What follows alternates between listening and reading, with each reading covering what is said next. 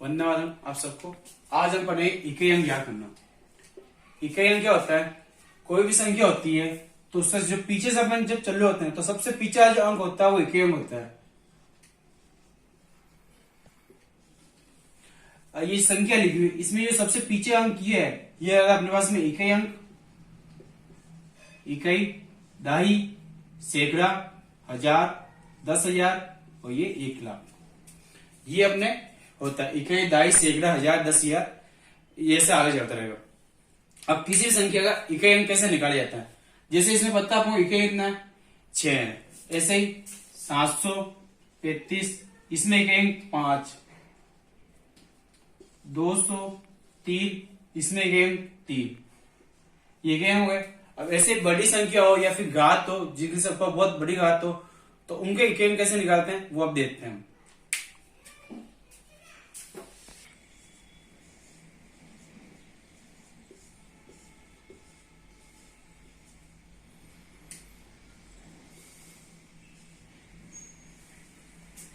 जैसे ऐसे में बड़ी संख्या है 256 घात 256, कितनी भी बड़ी घात आ जाए तो उसमें सबसे जैसे ये 256 है, इसकी घात 256 है, तो इसे इकाई निकालना पड़ेगा। तो अपन इसका इकाई कैसे निकालेंगे? तो उसके लिए कुछ नियम है। सबसे पहले नियम है 0, 1, 5 व 6। किसी भी संख्या का ये इकाई अंक में हो, जैसे यहाँ 256 है तो इकाई कितना है 6। अब इसकी घात कुछ भी हो, मुझसे कोई मतलब नहीं है। घात कुछ भी हो तो इसका इकाई अंक पुनः इतना आएगा, यही आएगा। पुनः इकाई अंक कितना आएगा इसका? 0 का 0, 1 का 1, 5 का 5 और 6 का 6। जैसे हम उदाहरण समझते हैं, 625 की घात 620 और 721 की घात 1000। जैसे ये इकाई अंक कितना है 5, यहाँ पावर इतनी घात 620। हमें इस घात से कोई मतलब नहीं, ये इकाई कितना है 5, तो इसका वापस जो इकाई अंक आएगा वो वापस 5 ही आएगा। यहाँ पर 1 है इकाई अंक, तो इसका जो इकाई अंक होगा वो वापस 1 ही होगा, चाहे घात कितनी भी हो। ये नियम 0 और 6 के साथ भी है। तो 0, 1, 5 और 6, जब ये किसी संख्या के इकाई अंक हो और इनकी घात कितनी भी हो तो हमेशा इकाई अंक पुनः 0, 1, 5 और 6 ही आएगा।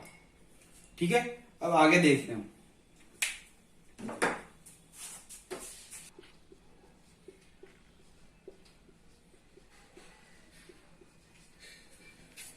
हमारे पास 0 हो गया था, 1 हो गया, 5 और 6 हो गया, इनके इकाई अंक पता चल गया।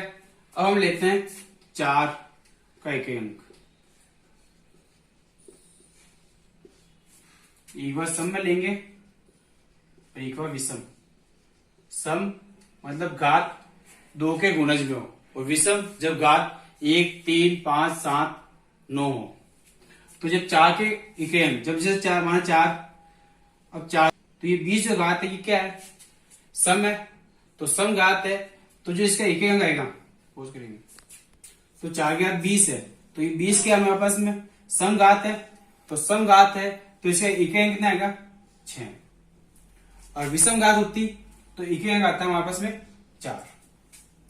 जैसे 4 की घात 1 तो 4 ही होता है, इकाई अंक में 4, और 4 की घात 2, घात कितनी है सम है, तो 4 चौक 16, तो इकाई अंक कितना आएगा 6। तो ये 4 हो गया, और 4 की घात सम में है तो इकाई अंक कितना आएगा हमारे पास में 6, और विषम में घात तो इकाई अंक कितना आएगा हमारे पास में 4। इसी प्रकार हम 9 देखते हैं। 9 और 9 की घात अगर सम है और घात सम है तो इकाई अंक होगा हमारे पास में 1, और घात विषम है तो इकाई अंक होगा हमारे पास में 9। सम घात होने पर, घात सम होने पर इकाई अंक होगा 1, और घात विषम होने पर इकाई अंक होगा 9। 9 की घात 1 मतलब 9, 9 की घात 2 मतलब 9981। तो सम घात आने पर इकाई अंक कितना आया 1, और विषम घात आने पर इकाई अंक 9। 1 और 0 1 हो गया, 4 हो गया, 5 हो गया, 6 हो गया और 9 हो गया। अब बचे हमारे पास 2 3 और 7 और 8। तो इनके एक नया पैटर्न है।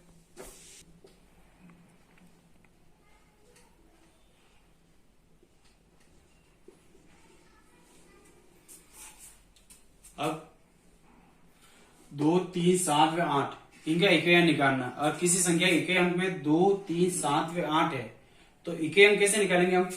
जैसे मान सपोज करो हमारे पास है 238, इसकी घात है हमारे पास में 293।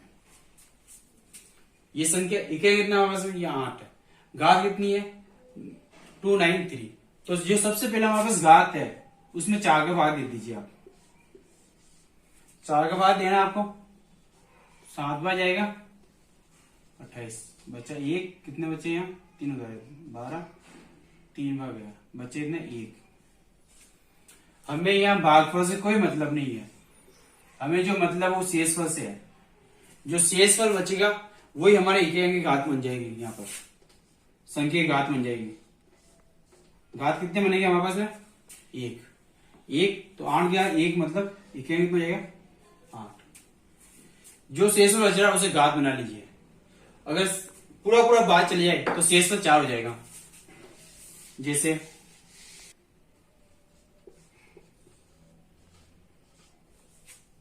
जैसे 333, इसकी घात 1000 है तो सबसे पहले 1000 में 4 का भाग दो आप, पूरा पूरा भाग जाएगा।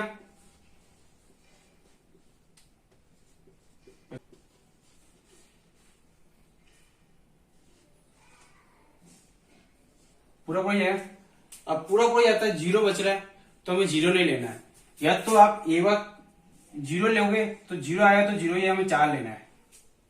जब शेष पर 0 बचे तो 0 का मतलब ज्ञात क्या है हमारे पास में? 4।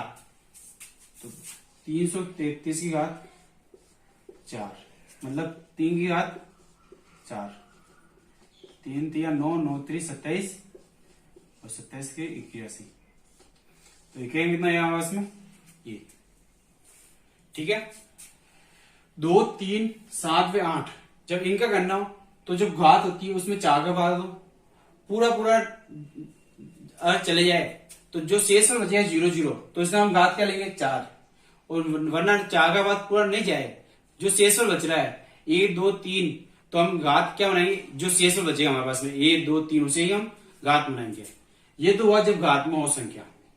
ठीक है। अब आगे दूसरा पैटर्न। अब जैसे ये सवाल है, इसमें आपको इकाई अंक निकालना है। 238, 324 और 524। तो हमें कुछ नहीं करना है, इनको आपस में पूरा मल्टीप्लाई नहीं करना है। जो इकाई अंक है 8 को 4 से मल्टीप्लाई करो, 8 चौक 32। तो हमें इकाई कितना है आपस में? 2। अब 2 को 4 से गुणा कर लो, 8 हो गया। जैसे जो भी इकाई है उनका आपस में गुणा कर लो। 8 तो 4 से 32 है तो हमने 2 ही लिया। हमें डाई अंक से मतलब नहीं, हमें इकाई अंक से मतलब है। फिर 2 बचा, 2 को 4 से गुणा किया तो 8 हुए, तो हमारे पास ये क्या हो गया? इकाई अंक। जैसे हमारे पास ये सवाल है 450 का 1001, 523 का 200 2002, 627 का 3003। अब हमें से एक क्या करना है? अब हमें यहाँ क्या लिया? सब क्या हो रही है? गुणा हो रहे हैं, गुणा हो रहे हैं। तो यहाँ क्या है? इकाई अंक यहाँ 0 है तो इसका पूरा इकाई अंक कितना आएगा? 0। अब 0 से किसी भी संख्या को मल्टीप्लाई करो तो हमें से इकाई कितना आता है? 0। तो हमसे कितना आएगा इकाई अंक? 0। और ऐसे ही कोई संख्या है जिसमें सम संख्या भी है और 5 भी है। सम संख्या इंटू 5, तो चाहे घात कितनी भी हो तो वहां भी इकाई कितना हो जाएगा? 0। जैसे यहां है, यहां 454 ले लेते हैं और ये ले लेते हैं 5। अब चाहे कुछ भी हो तो ये 4 का पता है इकाई कितना हो जाए? 1 बचे तो इकाई का कितना आएगा? 4 आएगा यहाँ पे इकाई। और ये 5 का 5 आएगा, 4 और 5 20। इकाई 0, 0 को इससे गुणाएंगे तो वापस कितना आएगा हमारे पास? इकाई 0। ठीक है। ऐसे ही आगे और सवाल हो सकते हैं इसी पैटर्न से। धन्यवाद।